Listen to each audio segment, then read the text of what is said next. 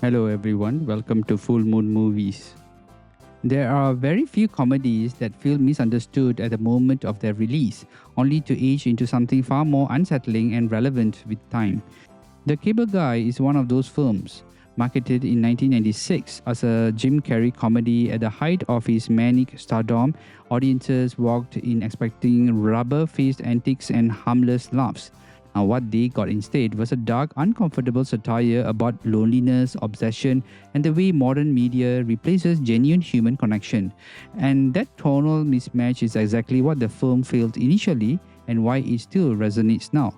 Now, at the center of the film is Carrie's Chip Douglas, a cable installer whose friendliness is excessive, invasive, and quietly tragic. Chip isn't a villain in the traditional sense. He is a byproduct of neglect raised by television rather than people. Someone who learned how to be human by watching sitcoms and game shows. Now, his obsession with Stephen Kovacs, played by Matthew Broderick, isn't romantic or criminal at first. It's in fact desperate.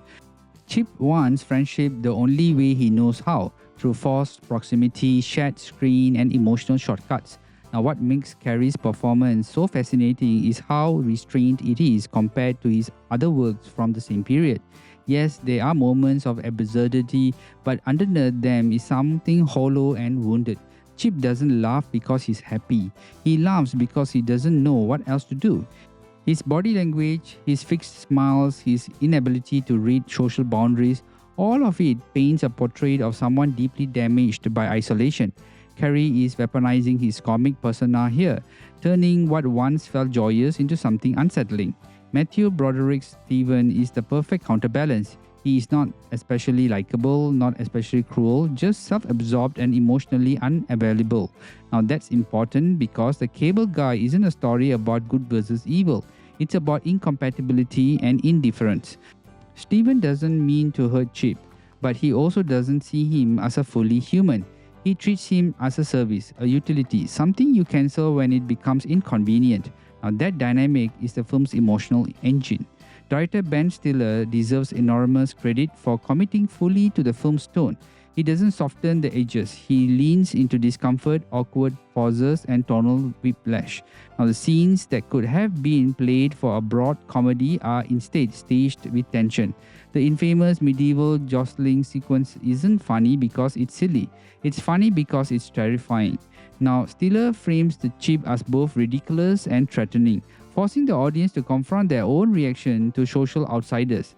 The subtext of The Cable Guy is where the film truly comes alive. Now, this is a movie about media addiction before smartphones, before social media, before streaming algorithms. Chip's worldview is entirely shaped by television. He references commercials as life lessons, confuses scripts drama with real emotion, and believes connection can be purchased or programmed. In that sense, the film is eerily prophetic. It anticipates a culture where screens replace relationships, where loneliness is masked by constant entertainment.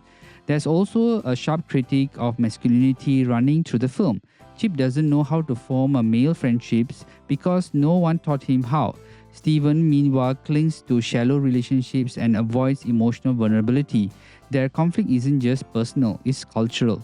The film suggests that modern men are left unequipped to handle intimacy, relying instead of media narratives to tell them how to feel. Visually, The Cable Guy is descriptively controlled. The cinematography favors clean suburban spaces, television-lit interiors, and artificial brightness. Everything looks safe on the surface, which makes the emotional rot underneath even more disturbing. The music and sound design further reinforces the film's themes. Television audio bleeds into real life.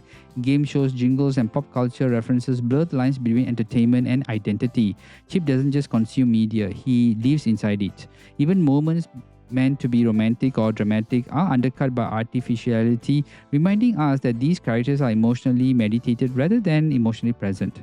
When The Cable Guy was released, its reception was harsh. Critics and audience rejected it, and its box office performance was around 102 million worldwide against high expectations was considered disappointing for a Jim Carrey vehicle at the time.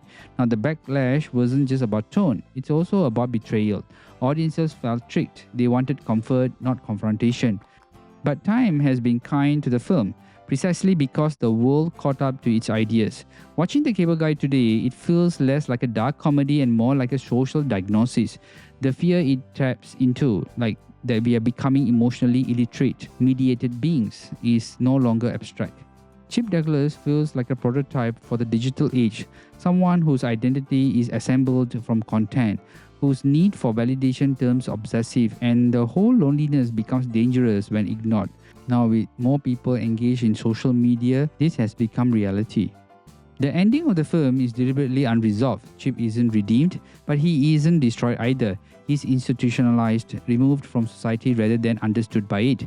Steven walks away relieved, unchanged. Now, that lack of catharsis is intentional. The Cable Guy isn't interested in comforting conclusions. It leaves you with a lingering unease, the sense that this story will repeat itself again and again in slightly different forms. And that's why The Cable Guy endures. Not because it's hilarious or in a traditional sense, but because it's honest in an uncomfortable way. It exposes how easily entertainment can replace empathy, how neglect can masquerade as a freedom, or how loneliness, when ignored, mutates into something destructive. In retrospect, the film wasn't ahead of its time so much as it was brutally observant. It shows where culture was heading and refused to soften the warning. And that's why decades later, The Cable Guy feels less like a misfire and more like a cult classic that finally found the world where it was meant for. I would say it's not an easy film to love, but it is a necessary one to revisit.